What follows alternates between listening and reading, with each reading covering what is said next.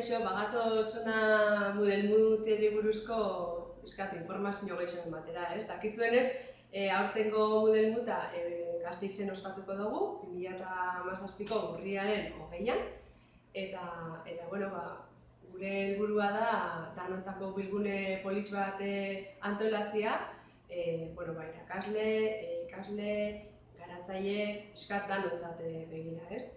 Eta, hortxe gabiz, Call for Papers zabali daukagu, printzipioz 30 itxi nahi genuen, baina, zabaldu dugu pizka gaia.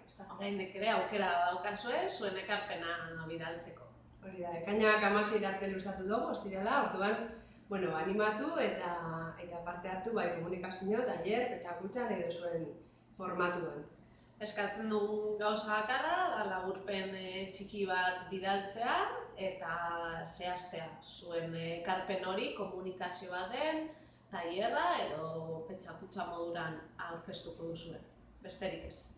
Hori da, animatu eta gu, oso pozik egongo gare zuen ekarpena jasotzeko.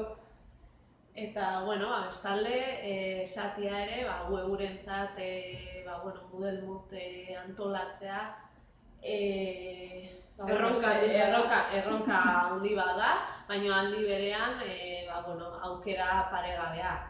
UEUk ibilbide luzea du online formakuntzan, horretarako bere ikasgela virtuala beti Moodleen oinarritu da, eta nahi du bere esperientzia besteekin partekatzea eta besteena ere jasotzea eta besteengandik ikastea.